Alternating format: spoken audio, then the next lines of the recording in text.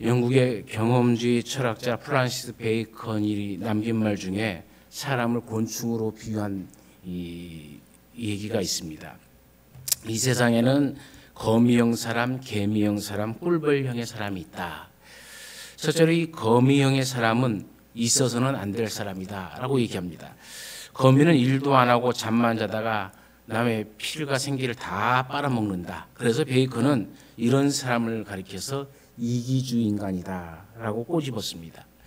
두 번째는 개미형의 사람이 있는데 있어도 좋고 없어도 좋을 사람을 지칭하는 말입니다. 즉 있으나 마나한 사람을 얘기하는 것이죠. 개미는 부지런하고 단결심도 강합니다. 그런데 어디까지나 자기들끼리 잘 뭉친다는 거예요. 따라서 베이컨은 이 개미와 같은 사람을 개인주의 인간형이다라고 지적합니다. 세 번째로 말하는 것은 꿀벌형의 사람이 있는데 이런 사람을 꼭 필요한 사람이다라고 얘기해요. 꿀벌은 조직력도 강하고 부지런합니다. 열심히 꿀을 만들어 자기도 먹지만 대부분 주는 삶을 산다는 것이죠. 베이컨은 이런 사람을 가리켜서 이타주의 인간이다 이렇게 얘기합니다.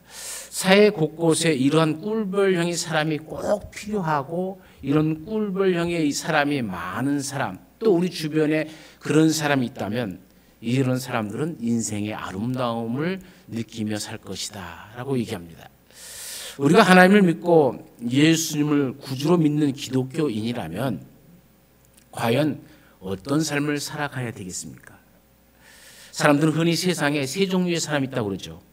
첫 번째는 있으나 마나한 사람, 두 번째는 없어야 될 사람, 세 번째는 꼭 필요한 사람이라 이렇게 얘기합니다.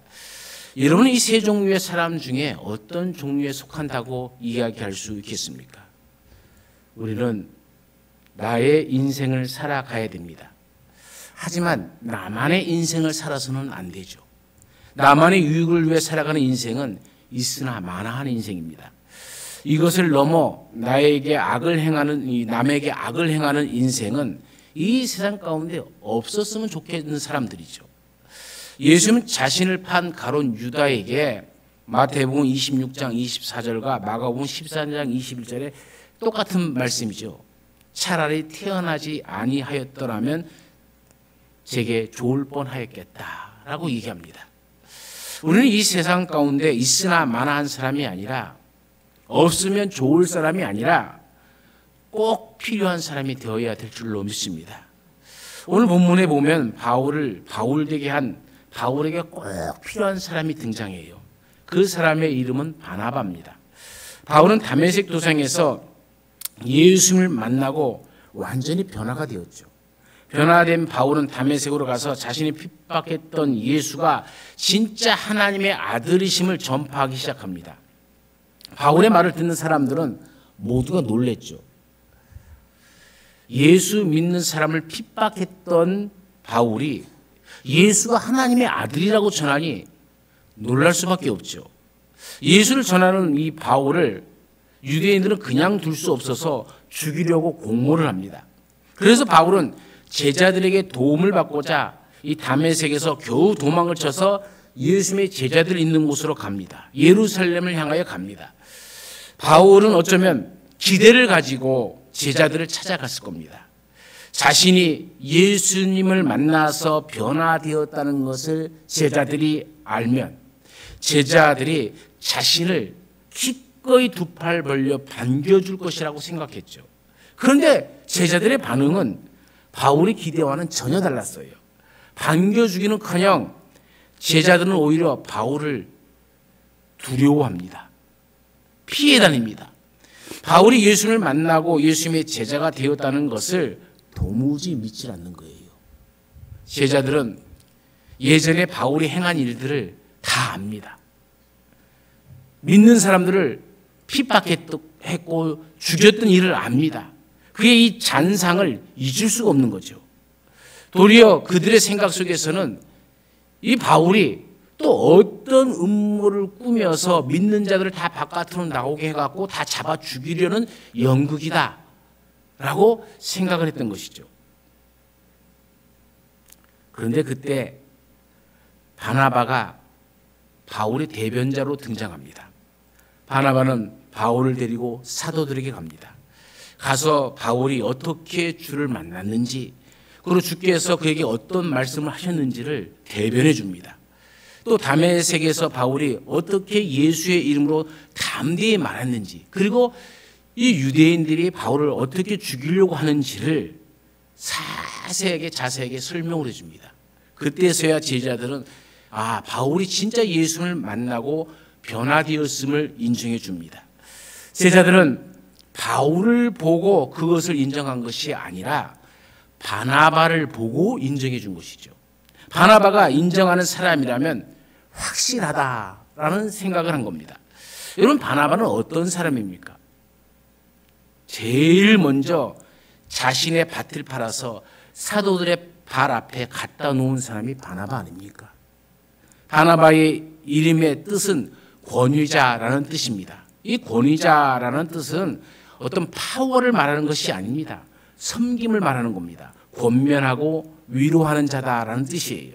바울은 바나바의 도움으로 제자들과 함께 교제하게 되었고 예루살렘을 출입하며 예수의 이름을 담대하게 전하는 그런 사람이 되었습니다.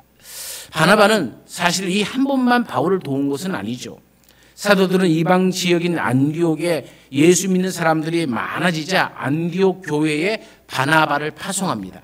바나바는 안디옥 교회 초대 담임 목사죠. 그런데 바나바는 그 당시 바울이 다수에 머물러 있을 때에 그 먼 길을 걸어가서 바울을 데리고 와서 함께 안디옥 교회에 와서 안디옥 교회를 섬깁니다. 그리고 성령의 보내심을 받아서 함께 선교 여행을 떠나게 되어집니다. 요즘 우리가 말하는 선교 여행적 개념이 아니라 선교하러 가는 겁니다. 선교하러 한 곳에 머물러 선교하는 것이 아니라 이곳저곳을 다니면서 선교하였기에 선교 여행이라는 말을 쓸 수밖에 없는 거죠. 바나바는 하나님께서 자신보다 바울을 더 크게 사용하셔서 하나님 나라를 이루어 가고자 하는 뜻을 발견하게 되어지죠. 그래서 바나바는 바울을 앞에 세우고 조용히 뒤에서 바울을 밀어주는 조력자로서의 역할을 감당합니다. 바나바는 바울에게 꼭 필요한 사람이었죠. 바울이 하나님께 귀하게 쓰임받는 인물이 될 수 있었던 것은 이 바나바가 있었기 때문입니다. 그 바울 안에는 바나바가 같이 있는 것이죠. 우리가 잘 아는 헬렌 켈러는 삼중구를 겪었지만은 수많은 사람들에게 감동과 희망을 주는 사람으로 바뀌었잖아요. 이 헬렌 켈러가 있기까지는 그를 묵묵히 도왔던 설리번 선생이 희생이 있었죠. 헬렌 켈러가 설리번 선생님에게는 꼭 서로가 필요한 사람이었던 것이죠. 우리도 바나바처럼 또 이 설리번 선생님처럼 어디서나 꼭 필요한 사람이 되어야 될 줄로 믿습니다. 그런데 우리는 어디에서 또 어떤 사람에게 꼭 필요한 사람이 되어야겠습니까? 세 가지로 말씀을 드리자면은 첫 번째는 나와 가장 가까운 사람에게 꼭 필요한 사람이 되어야 됩니다. 우리에게 제일 가까운 사람이 누굽니까? 바로 가족 아닙니까? 우리는 단순히 한 가족이라는 이름만 가지고 있으면 되는 것이 아니죠. 가족 구성원으로서의 역할을 제대로 감당해야 됩니다. 곧 나의 부모에게, 나의 자녀들에게 꼭 필요한 사람이 되어야 되죠. 또 남편은 아내에게, 아내는 남편에게 꼭 필요한 사람이 되어야 되는 것이죠. 초등학교 3학년과 1학년 아이를 둔 엄마가 있었습니다. 남편은 얼마 전에 교통사고로 하늘나라로 갔지만은 죽은 남편이 가해자가 되면서 그 피해 보상을 해주나 집도 돈도 모두 다 잃어버리고 얼마 남지 않는 돈으로 생활을 하게 되었습니다. 다행히 어떤 분의 도움으로 간신히 몸만 누울 수 있는 작은 집에서 머물게 되었죠. 엄마는 온종일 식당 일을 하고 또 빌딩 청소를 하면서 쉬지 않고 밤늦게까지 일을 할 수밖에 없었습니다. 집안일은 초등학교 3학년인 큰아들 영호가 맡게 되었죠. 어느 날 엄마는 냄비에 콩을 잔뜩 집어 넣어놓고 아침 일찍 일어나서 메모를 남깁니다. 냄비에 콩을 앉혀 놓았으니 이것을 졸여서 저녁 반찬으로 해라. 콩이 물려지면 간장을 넣어서 간을 맞춰서 맛있게 먹으면 된다. 고된 삶에 지친 엄마는 더 이상 버틸 수 없다는 생각에 그날 밤 집으로 돌아와서 순간적으로 삶을 포기할 생각을 합니다.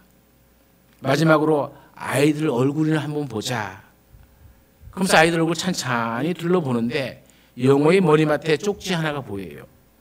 그 쪽지를 보는 순간 엄마는 눈물을 펑펑 흘릴 수밖에 없었습니다. 잠시나마 잘못된 생각을 하게 된 것을 후회하게 되었고 또 다시 돌이켜 새 힘을 얻게 되어졌습니다. 그 쪽지에는 이렇게 영호가 엄마에게 보낸 편지가 있었습니다.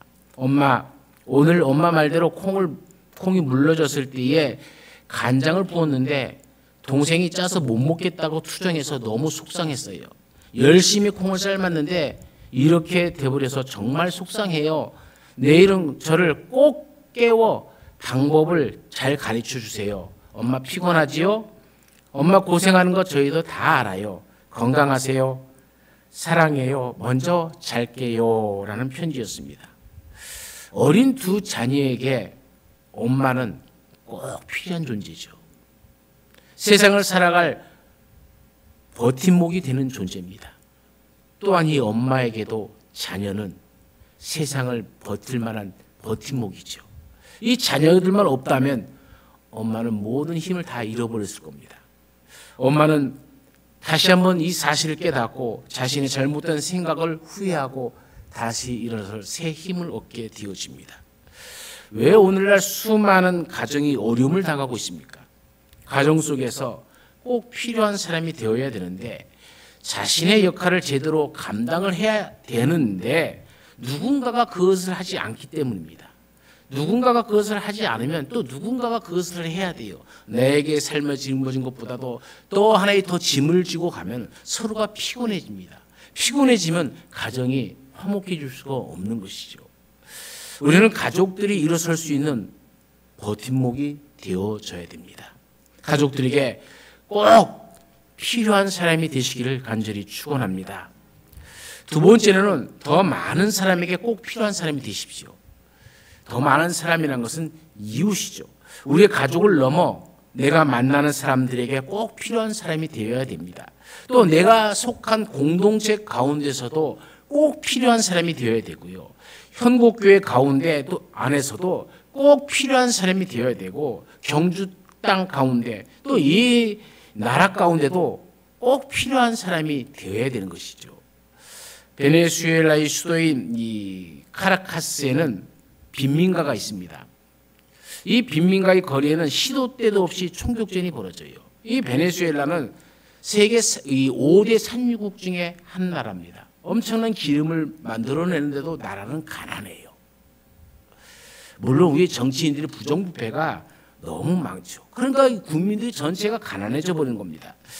이곳의 아이들은 15살만 되면 밖에 나가 마약을 하고 총을 쏘면서 깡패로 돌변해 버립니다. 그런데 바로 그런 곳에 예상하지 못한 변화가 일어났죠. 1975년 경제학자이자 음악가인 호세 안토니오 아브레우 박사는 허름한 이 차고에다가 전과 오보민 소년을 포함한 11명의 아이들을 모았습니다. 그리고 아이들의 손에 총 대신 악기를 하나씩 쥐어주었죠. 날이 갈수록 수강생들은 늘어만 갔습니다. 위협으로부터 자신을 구하고 싶었지만 방법을 찾을 수 없었던 이 아이들은 스스로 그곳으로 달려와서 음악을 배우고 악기를 배웠습니다.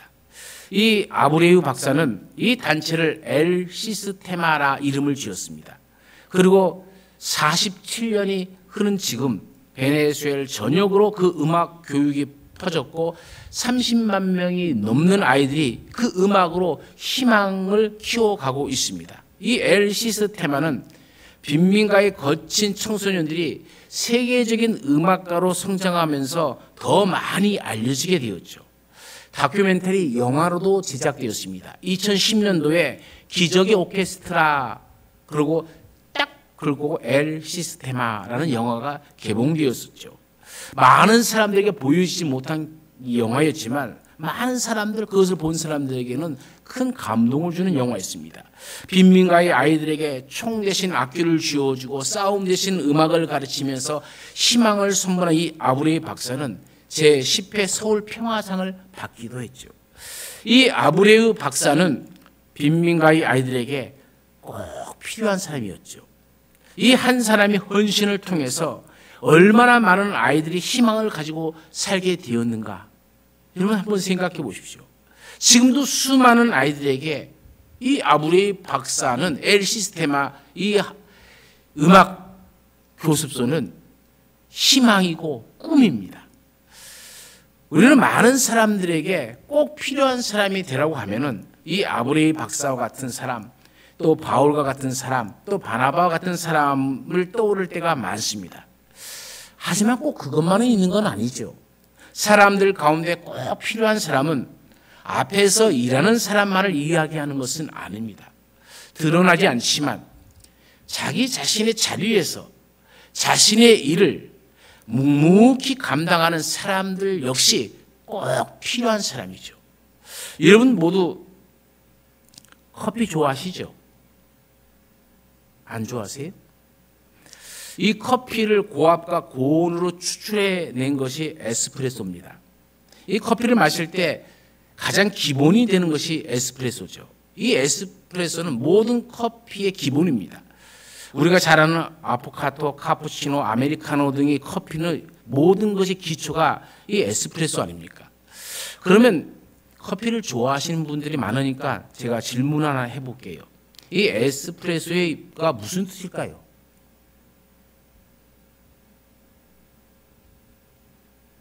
먹기만 했지 좋아할 줄 모르네, 알 줄 모르네. 여러분 이 에스프레소 커피가 만들어질 때는요, 이 멀리 나폴레옹 시대로 갑니다. 1806년 나폴레옹이 전쟁을 하면서 영국 봉쇄령을 내려버렸죠. 그 결과 식민지로부터 오는 커피의 양이 줄어들 수밖에 없었어요. 커피를 먹고 싶은데 커피의 양은 줄어드니까는 이제 적은 양의 커피로 어떻게 맛있는 커피를 만들어 낼 수 없을까 하면서 명령을 내립니다. 이 적은 양의 커피로도 커피를 맛있게 먹을 수 있는 방법들을 찾아내라. 그 결과 나온 것이 에스프레소입니다. 그럼 에스프레소가 이 에스프레소는 일반 커피 잔이 이 정도라면은 에스프레소 커피는 이만큼밖에 안 돼요. 참고로 에스프레소를 가장 맛있게 하는 방법은 1대2의 비율입니다. 에스프레소를 18g을 하면은 물을 넣어서 추출할 때는 36g을 딱 추출하면 에스프레소가 가장 맛있다고 그래요. 그런데 이 에스프레소는 그냥 이런 잔에다 먹는 게 아니라 에스프레소에 담는 잔이 있어요. 그거를 데미타스라고 합니다. 특별히 에스프레소를 위해서 만들어진 잔이죠. 조그만 잔에다가 조금 넣어서 펄짝 먹는 거예요. 여러분 그럼 에스프레소의 뜻이 뭡니까? 그 뜻은 스페인 사람도 몰라요. 자기 자신들도 모른대요. 그런데 추측하건대 에스프레소는 아마 영어로 얘기하면 익스프레스, 빠르다는 의미가 아닐까, 또는 에스페셜, 당신만을 위한 그런 뜻이죠. 그 뜻이 아닐까, 또는 에스트랙션, 추출한다는 의미죠. 사실 이 말을 종합하면 당신만을 위해서 빠르게 추출한 커피, 그래서 에스프레소입니다. 그래서 에스프레소는 스페인에 가면요, 온갖 다양한 거 있고 각 개인 취향에 맞는 에스프레소가 따로 다 판매합니다. 우리나라하고는 전혀 커피 먹는 방법이 다르죠. 여러분 나만을 위한 커피 얼마나 멋있습니까? 이양 커피 얘기했으니까는 여러분 우리가 잘 아는 아보카도 있죠? 아보카도 먹어보셨어요? 아보카도 어떻게 먹어요? 에스프레소에다가 아이스크림을 넣어서 먹는 거죠. 맞으면 좀 고기라도 끄덕여 보세요. 모르는 척 하지 말고. 근데 이 아보카도의 뜻은 뭡니까? 아보카도의 뜻을 알고 먹는다면 아마 못 먹을 것 같아요. 이 아보카도의 뜻은 물에 빠져 죽은 자라는 뜻이에요. 왜 그 뜻이 생겼냐? 그러니까 스페인 사람도 모른대요. 그냥 그런 뜻이래. 그러니까 아보카도 하면 물에 빠져 죽은 자, 일반적으로 말하지만 커피집에서 아보카도 하면은 에스프레소에다가 아이스크림을 넣어주는 걸로 그냥 통용이 된다는 거죠. 카푸치노는 아십니까? 카푸치노, 이 에스프레소에다가 우유를 타서 흰 거품을 만들어서 딱 넣죠. 그게 카푸치노입니다. 근데 왜 이름이 카푸치노일까요? 잘 모르시네.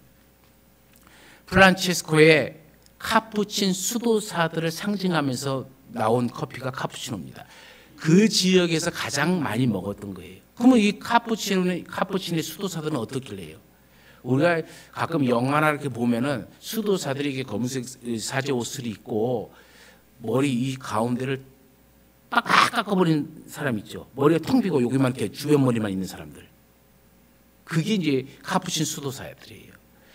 마치 커피잔에다가 흰색 머리 이 우유를 딱 놓으면 우유 속에 딱 보면 그 수도사들의 머리하고 똑같다라고 나온 커피가 카푸치노입니다.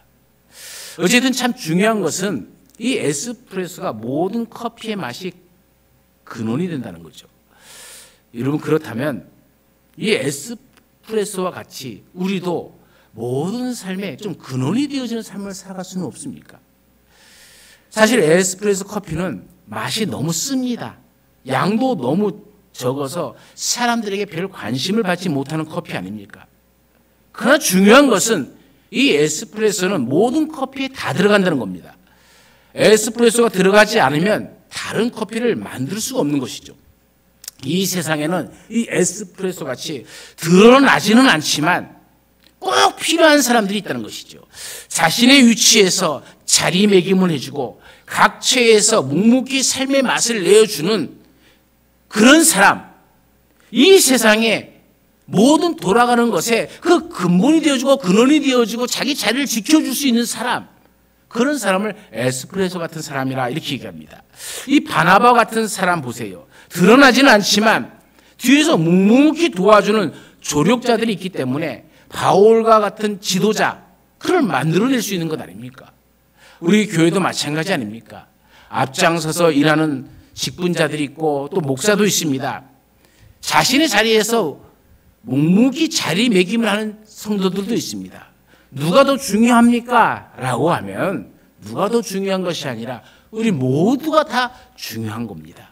그러므로 여러분, 우리 옆 사람 한 사람 한 사람이 우리 모두에게 소중한 사람이고 그 옆 사람에게 내가 꼭 필요한 사람이 되어지고 나도 그 사람에게 꼭 필요한 사람이 되시기를 간절히 축원합니다.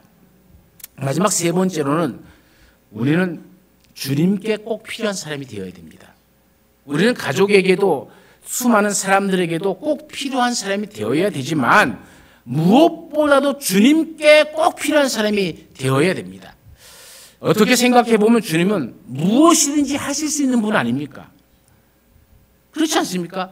사람이 별로 필요하지 않을 것이라고 생각할 수도 있습니다. 하지만 그렇지 않아요.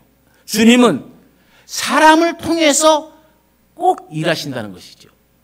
주님께 꼭 필요한 사람은 다양하게 이야기할 수 있겠지만 한 가지만 말씀을 드리면 주님의 마음을 알고 행하는 사람이 주님께 꼭 필요한 사람이죠. 여러분, 부모가 자녀들을 제일 대견스럽게 생각할 때가 언제입니까? 철 들었을 때죠. 철이 들었다는 것은 자식이 부모의 마음을 알고 부모가 원하는 삶을 산다는 것을 의미합니다. 그 철든 그리스도인, 이런 그리스도인이 주님께 꼭 필요한 사람이라는 것이죠. 주님의 사랑과 은혜를 알고 주님의 마음을 알아서 주님이 원하시는 삶을 살아가는 사람이 주님께 꼭 필요한 사람이죠. 예수님께서는 베다니에 있는 나병 환자 시몬의 집에 초청을 받아 식사를 하고 있었습니다. 그런데 마리아가 나드 한 옥합을 가지고 와서 식사를 하고 있는 예수님의 다가와 그 머리에 향유를 붓습니다. 제자들은 옥합을 깨뜨려서 향유를 붓고 있는 마리아를 보면서 화를 냅니다. 특별히 가룟 유다는 더 화를 내면서 그 향유를 팔아서 가난한 자들에게 나누어 주지 그것을 낭비하느냐라고 한마디 합니다. 어떻게 주님께 드린 것이 낭비라고 생각하는지 저는 참 이해가 되질 않아요. 그런데 물질주의적 삶에 찌들어 있는 가룟 유다에게서는 주님께 드려진 것을 낭비로 보는 겁니다. 주님 중심이 아니라 물질 중심이에요. 우리는 무엇을 중심으로 살아가느냐에 따라서 그것을 낭비로 보느냐, 거룩한 용도로 쓰여지는 것으로 보느냐, 거룩한 행함으로 보느냐, 달라지게 해석을 해버리는 겁니다. 예수님은 이 가룟 유다와 같이 똑같은 생각을 가지지 않았어요. 예수님이 말씀하시죠. 가만두어라. 너희가 어찌하여 그를 괴롭게 하느냐. 그가 내게 좋은 일을 하였느니라. 가난한 자들은 항상 너희와 함께 있으니 아무 때라도 원하는 대로 도울 수 있거니와 나는 너희와 항상 함께 있지 아니하리라. 그는 힘을 다하여 내 몸에 향유를 부어 내 장례를 미리 준비하였느니라. 십자가에 못 박혀 죽기 위해 가시는 예수의 마음을 알아준 최초의 사람은 마리아였죠. 그래서 주님은 이 여인에게 그는 힘을 다하여 내 몸에 향유를 부어 내 장례를 미리 준비하였다라고 말하고 있는 겁니다. 예수님의 마음을 알았던 사람들은 예수님의 곁에 늘 머물러 있던 제자들이 아니었다는 거예요. 예수님께서 십자가 못 박혀 죽을 것을 알았지만 그들은 그 주님의 말씀과 마음을 외면한 채 누가 더 크냐의 문제를 가지고 서로 잡아먹지 못해갖고 눈을 흘기면서 서로 다투고 있는 모습 아니었습니까? 하지만 마리아는 예수님의 마음을 알고 그 마음을 위로해 드렸습니다. 우리 주님도 때로는 이런 위로가 필요하잖아요. 그래서 주님은 그는 힘을 다하여 내 장례를 예비하였다라고 칭찬하는 거 아닙니까? 하나님께서는 다윗을 향해서 내 마음에 합한 자라고 하였죠. 이런 다윗이 하나님의 마음에 꼭 드는 사람이었다는 거예요. 다윗만 그렇습니까? 바울도 그랬고 바나바도 그랬습니다. 그들은 하나님의 마음을 알고 그 마음을 가지고 영혼을 구원하기 위해서 목숨을 내어놓고 복음을 전하였습니다. 이들은 주님께 꼭 필요한 사람들이었습니다. 우리도 이들처럼 주님께 꼭 필요한 사람이 되어야 될 줄로 믿습니다. 토마스 아켐퍼스라는 사람은 그리스도를 본받아라는 책을 썼습니다. 그는 그 책에 이런 내용을 담고 있죠. 예수님과 그의 나라를 사모하는 사람은 많이 있지만 그의 십자가를 지는 사람은 매우 적다. 주님의 위로를 원하는 사람은 많이 있지만 그와 함께 고난을 받으려는 사람은 매우 적다.